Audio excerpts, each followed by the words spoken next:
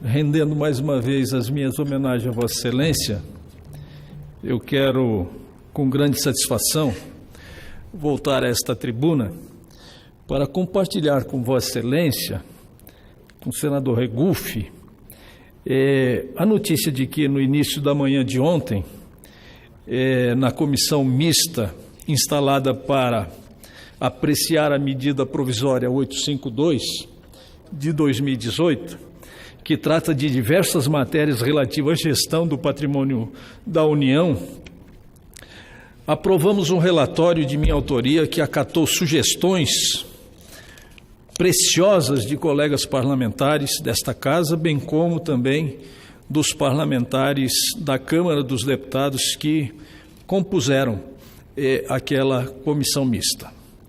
E tentei absorver algumas das mais destacadas contribuições.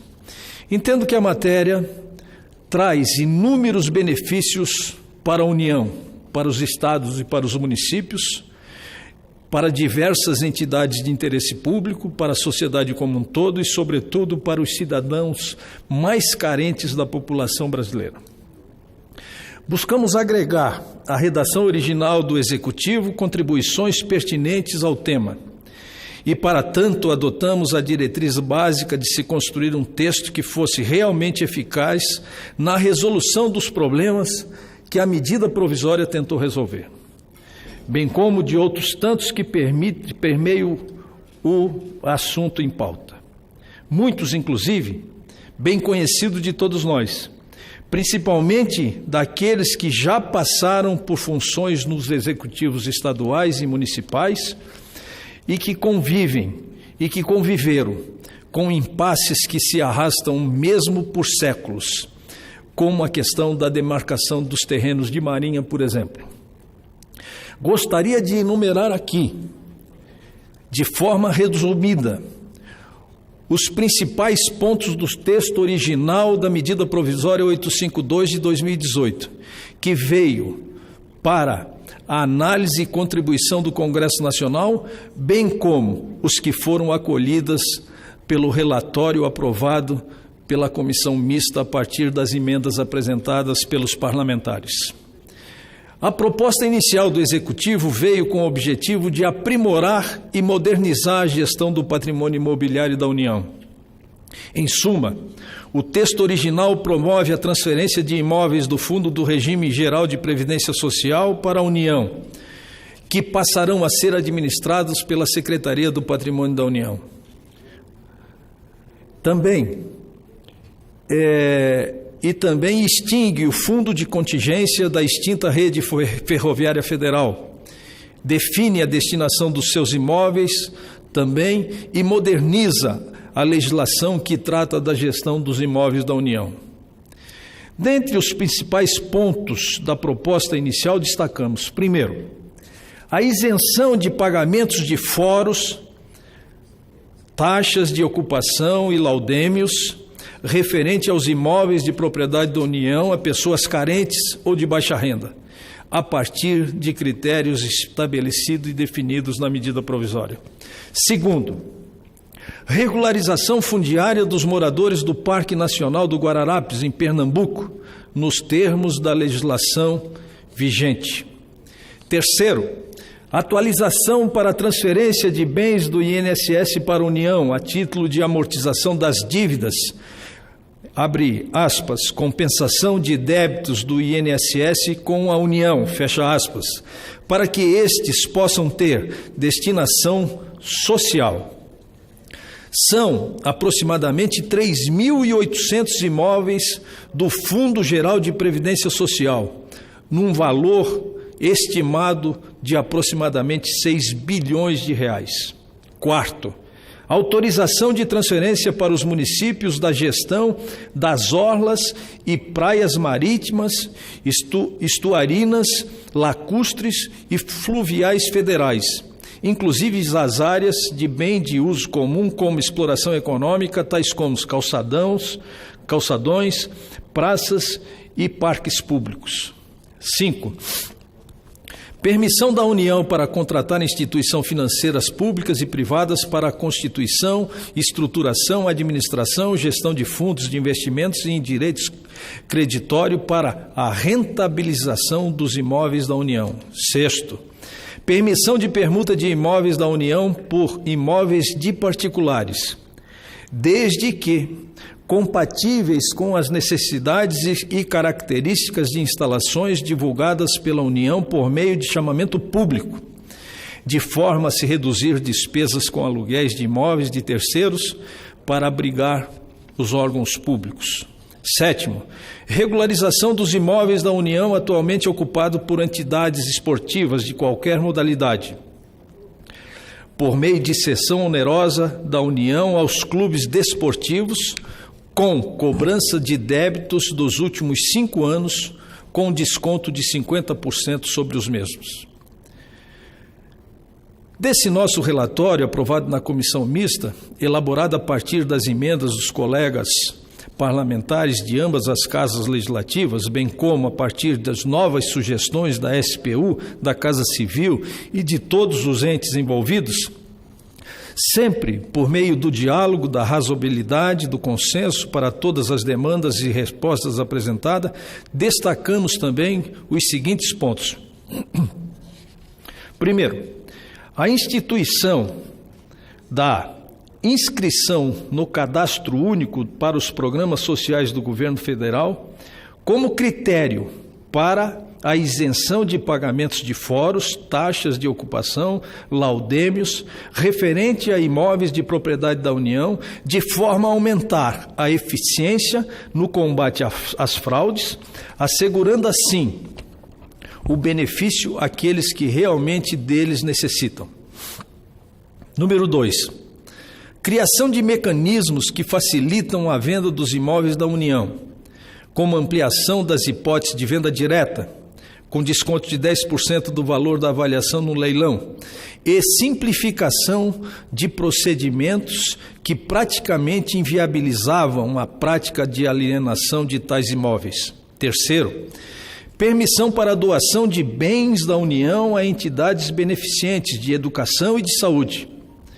Quarto, a doação de parques urbanos da União ao Distrito Federal e aos municípios que atualmente já os estejam administrando, assim desonerando a União dos custos de manutenção e vigilância desses parques e permitindo que os municípios, o Distrito Federal, realizem investimento em obras de infraestrutura. 5. A estipulação de um texto para a correção do valor do domínio pleno dos terrenos de marinha, entre parênteses, no máximo de 2 vezes a variação acumulada do IPCA do último exercício aplicado sobre a planta de valores do exercício imediatamente anterior, fecha parênteses, evitando a concorrência de atualizações expressivas no valor dos imóveis e, consequentemente, aumentos abruptos dos valores de taxas patrimoniais devidas pelos ocupantes e floreiros desses imóveis. 6. A possibilidade de utilização de títulos precários, de cessão de uso ou de inscrição de ocupação como garantia em operações de crédito rural, de forma a facilitar a obtenção de crédito rural aos ocupantes dos imóveis da União. 7. Regularização da situação fundiária dos municípios de Sengués e Doutor Ulisses, do Estado do Paraná, e do município de Dionísio Cerqueira, no estado de Santa Catarina. Os habitantes de tais municípios vivem em situação de irregularidade, incerteza e insegurança jurídica há quase um século, por conta de disputas judiciais infundáveis, infindáveis, oriundas de descuidos e erros da administração pública. Acreditamos que esse texto,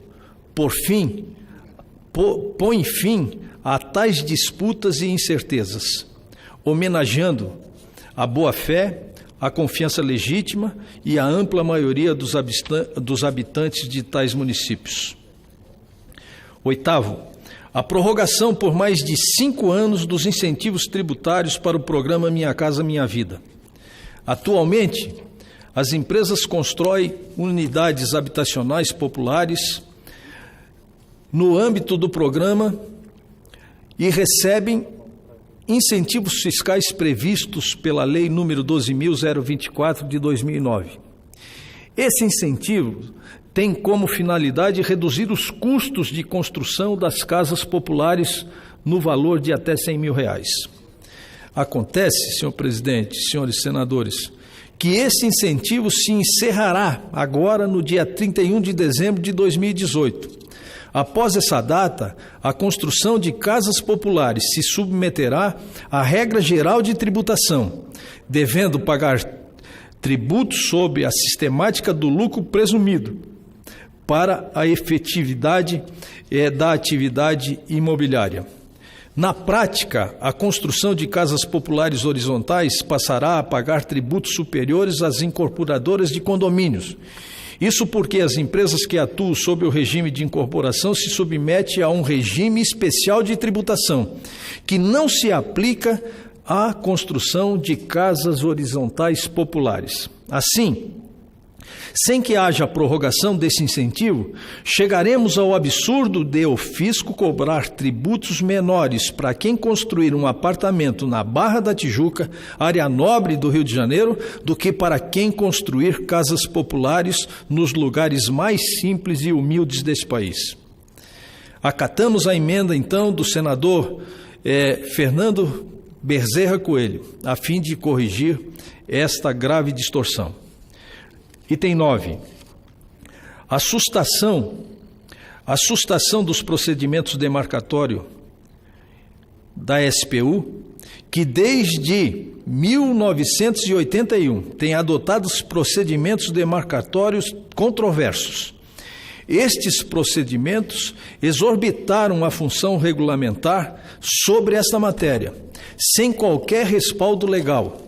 As demarcações não têm observado as regras estabelecidas na Lei nº 9.784 de 1999 em relação à efetiva participação dos administradores, bem como o levantamento da realidade material a ser demarcada.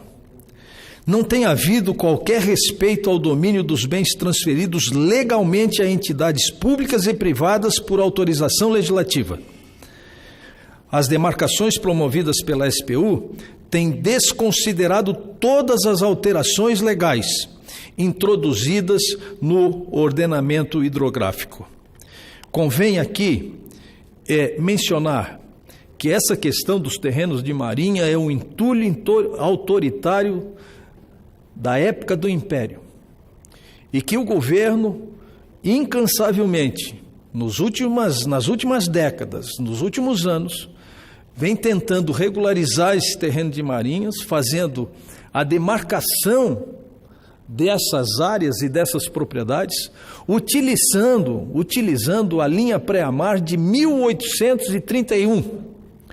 Ora, senhores senadores, senhor presidente, a geografia hidrográfica das nossas orlas, dos nossos rios, dos nossos córregos, de 1831 para cá, se alteraram substancialmente. Em muitos lugares houve acréscimo de terrenos, inclusive acréscimos produzidos pela própria sociedade, onde são os aterros sanitários construídos em muitas cidades, e em outros lugares o mar avançou. E os terrenos que à época eram privados passaram a ser públicos. E os terrenos que muitas vezes são públicos passaram a ser privados. Ora, há uma incoerência nisso. Isso precisa de uma ampla discussão que ao longo desse tempo vem sendo travado aqui, mas que efetivamente não chegamos a uma conclusão. Portanto, é muito lógico e muito legítimo que se suste esta demarcação imediatamente e que se encontre uma nova forma de demarcar os terrenos de marinha. O que não pode é demarcar os terrenos de marinha com base na linha pré-amar média de 1831. que naquela época, se eu não estou equivocado, eram contados 14 braças craveiras, que equivale a 33 metros da linha média da praia, da linha média da maré das praias. Ali para frente ainda tem mais 30 metros que é considerado uma área de segurança. Então, a insegurança jurídica e as dificuldades com quem vive nessas orlas e nesses terrenos é muito grande.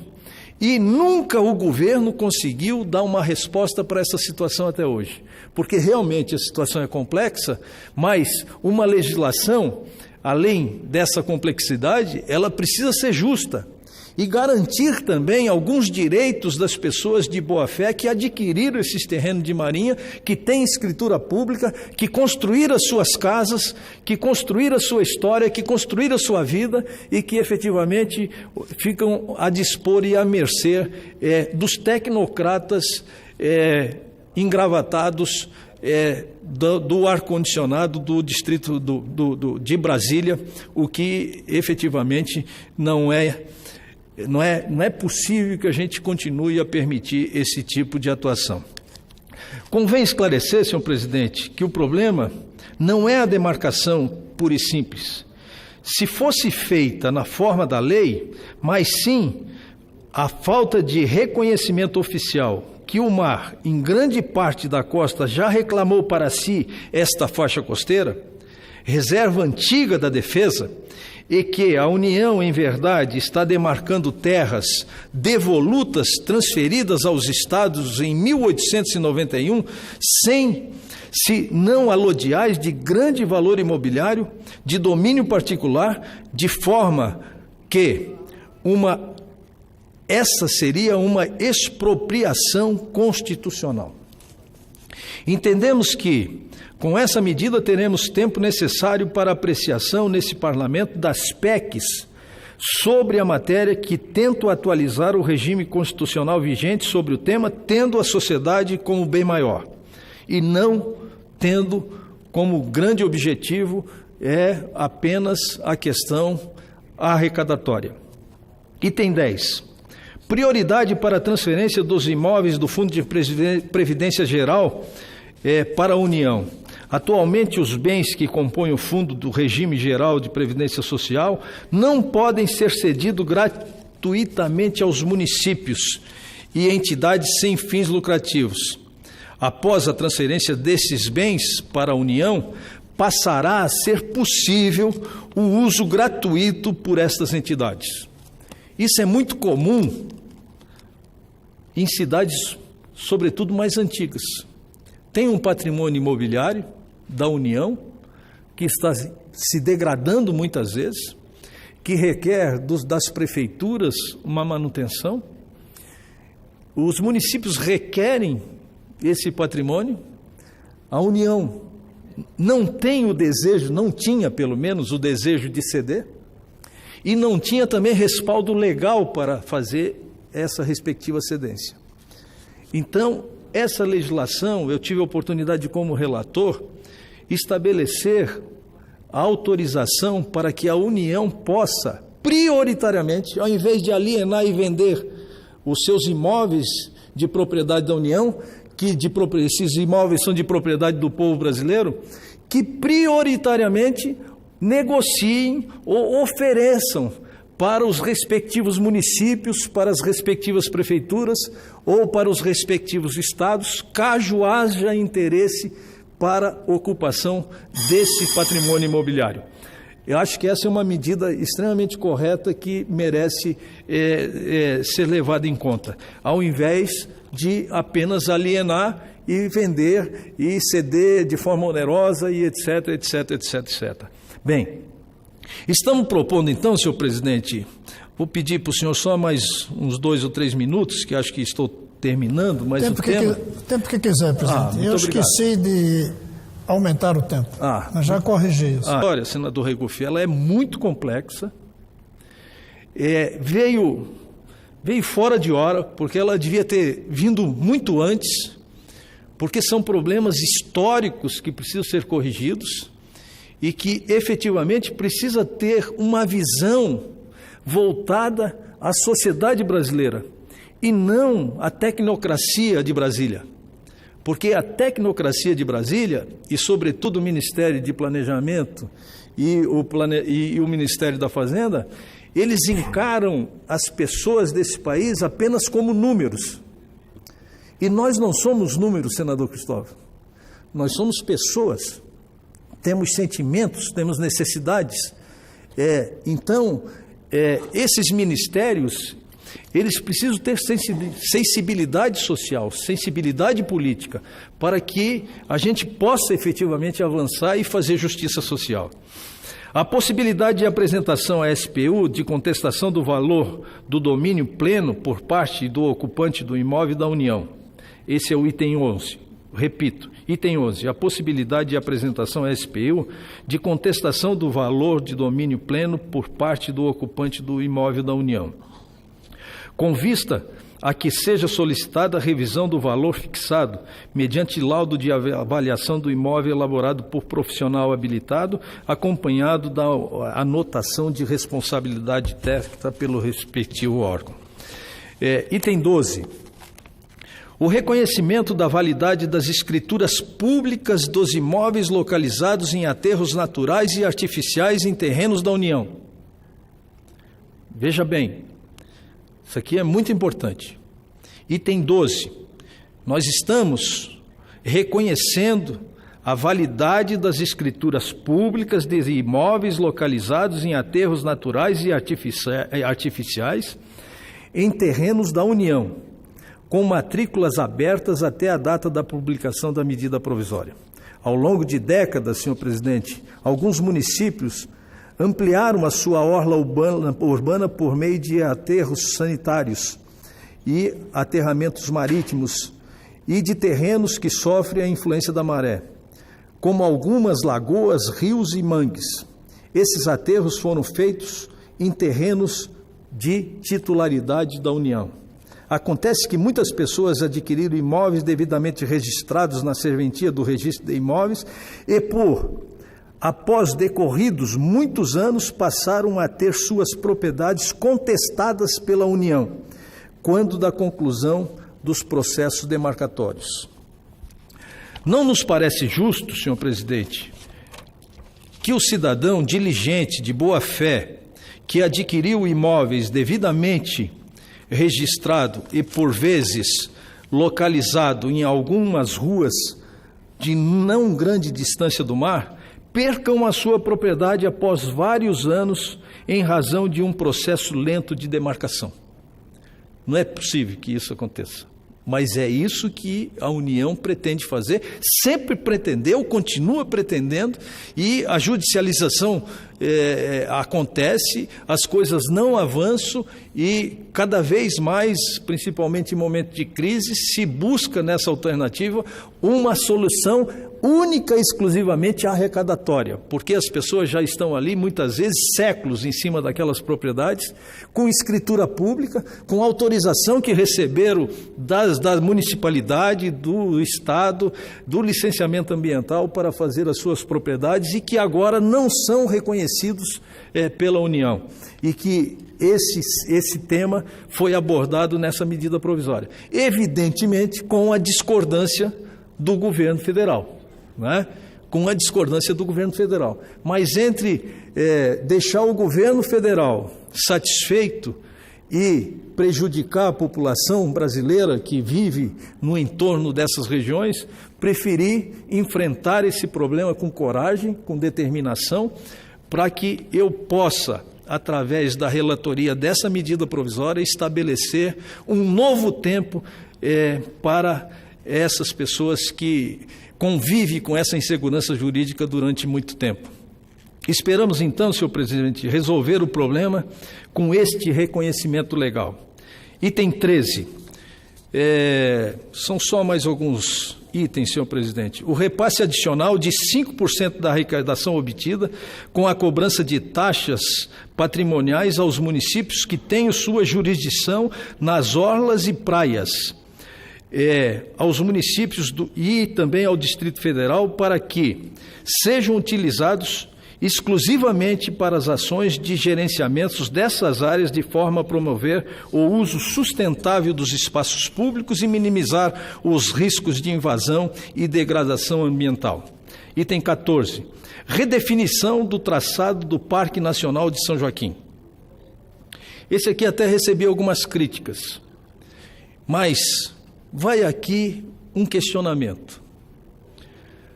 O governo federal, quando ele cria um parque nacional, que nós todos somos favoráveis, o Parque Nacional de São Joaquim é formado por floresta araucária e Mata Atlântica, que por si só é proibido desmatar completamente.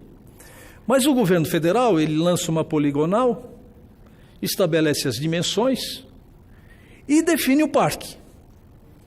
Até aí tudo bem. Só que dentro desse parque, como acontece aqui em Brasília também, só que dentro desse parque existem dezenas, centenas ou milhares de proprietários de propriedades, sejam elas urbanas ou rurais. O que o governo faz? O governo simplesmente ignora a propriedade dessas pessoas. E essas pessoas, não é que eles não queiram deixar o parque, eles até desejam deixar o parque, mas eles precisam ser indenizados por isso, porque senão é uma expropriação institucional. Ou o governo indeniza a propriedade dessas pessoas, desses produtores, ou dessas pessoas que vivem nas áreas urbanas, ou efetivamente é necessário se mudar o traçado dessa região. Notadamente, eu quero dizer aqui aos ambientalistas, ninguém é mais ambientalista do que eu, que quando fui prefeito de São José, criei o Parque Nacional do Sabiá, e que quando fui prefeito de Florianópolis, criei o Parque Nacional, o Parque Municipal do Maciço do Morro da Cruz. Eu não sei se falei Parque Nacional do Sabiá, é Parque Municipal do Sabiá. Além disso, construí uma escola de meio ambiente, voltada à educação ambiental. Há 30 anos atrás isso. Veja a preocupação que nós já tínhamos com essa questão. Agora, o que aconteceu? Aconteceu que a redefinição do Parque Nacional de São Joaquim é uma forma de corrigir a inclusão equivocada de glebas de terra sem o devido processo legal, afetando um número muito grande de famílias e que vive e que tira o seu sustento daquela área rural. Acreditamos que com o relatório apresentado e aprovado na manhã de quarta-feira, esta medida provisória, enfrentamos esse problema de frente, que é um problema que se arrasta por décadas, alguns inclusive por séculos, e encontramos uma solução efetiva para a promoção da justiça e do desenvolvimento social para todos, saindo da cultura da regularização fundiária, enquanto a indústria das multas, passando por uma ótica de defesa da sociedade e não mais dos governos. Acreditamos que mais uma vez conseguimos encontrar o melhor caminho para os brasileiros e para os catarinenses, os quais presto satisfação constante do meu mandato conferido pelo povo de Santa Catarina. Só para concluir mesmo, já que ainda tenho um minuto, senhor presidente, outra questão que mereceu algumas críticas por parte dos ambientalistas está relacionado ao Parque Nacional de Brasília, e à Floresta Nacional de Brasília. Que eu tive a coragem e a determinação de propor uma alteração através da medida provisória. Evidente que essa é apenas uma alteração. Essa medida provisória vem para plenário, pode ser destacado, e vai para sanção, pode ser vetado. Mas é um problema histórico, o Parque Nacional de Brasília trata-se de uma ocupação consolidada de famílias dentro da poligonal, ou seja, dentro do traçado de demarcação do Parque Nacional de Brasília, que é uma unidade de preservação integral. E, por isso, não se pode ter permanência de populares, de população. Não é o que acontece na prática. Faz-se necessário corrigir um equívoco da legislação que criou o parque e incluiu uma via de acesso importante para a saída norte da cidade. É necessária a construção, inclusive, de um viaduto, de um elevado. Parece que, inclusive, informações que eu fui buscar, que existe um acordo entre o ICMBio e o governo do Distrito Federal nesse sentido. Essa matéria foi amplamente discutida já na Câmara dos Deputados, com um relatório aprovado pela Comissão de Meio Ambiente, tendo como relator o deputado Jorge Pinheiro. A outra questão trata-se da Floresta Nacional de Brasília. Trata-se de uma necessidade identificada pelo próprio órgão ambiental gestor, ICMBio, que já vem propondo desde 2015 ao Poder Executivo a alteração desta poligonal, no intuito de deixar fora da demarcação os assentamentos de 26 de setembro e do Maranata, devido à descaracterização ambiental dos locais. O órgão ambiental informou por meio de relatório em 2005 que a unidade de conservação se encontra severamente comprometida devido à acentuada ocupação dos locais. Bem, o que existe na prática disso? Eu percebo e percebe-se que não existe qualquer impacto ambiental com a alteração desse traçado dos parques. Pelo contrário, o que existe é muita desinformação a respeito. São pessoas que não conhecem o projeto, são pessoas que não conhecem a realidade e que acham que uma nova demarcação vai permitir a subtração de vegetação da floresta, do cerrado, ou no caso de São Joaquim, da Mata Atlântica, da floresta araucária. Não é isso.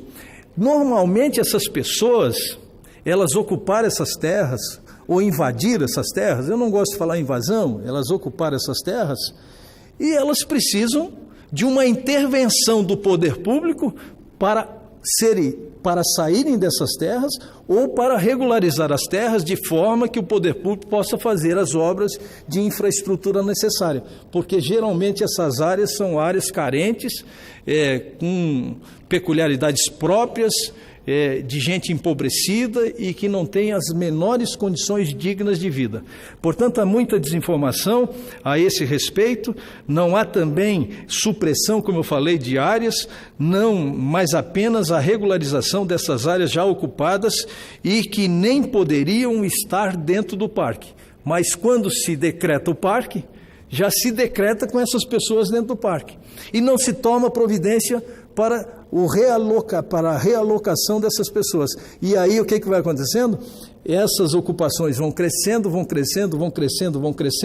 o setor público fica omisso, e os problemas vão aumentando, que é, infelizmente, a triste realidade. Bem, e para finalizar mesmo agora, senhor presidente, daí a necessidade, com relação ao Parque Nacional de São Joaquim, daí a necessidade de se alterar o traçado dos parques para regularizar essas situações, trocando tais áreas que já se encontram, inclusive, em acentuada descaracterização ambiental, com a viabilidade já comprometida enquanto unidade de conservação ambiental, por outras que se encontram mais apropriadas para tantos. Assim percebe, como eu já falei, que não existe qualquer impacto com a medida. O que existe, volto a repetir e concluo, é muita desinformação a respeito desse assunto. Não há também supressão de área em São Joaquim, como não há supressão de área em Brasília, como não há supressão de área em lugar nenhum desse país. Mas é um tema que merece uma reflexão e que tem por objetivo corrigir os erros que foram cometidos no passado. Era o que eu tinha a relatar, senhor presidente. Muito obrigado. Obrigado, senador.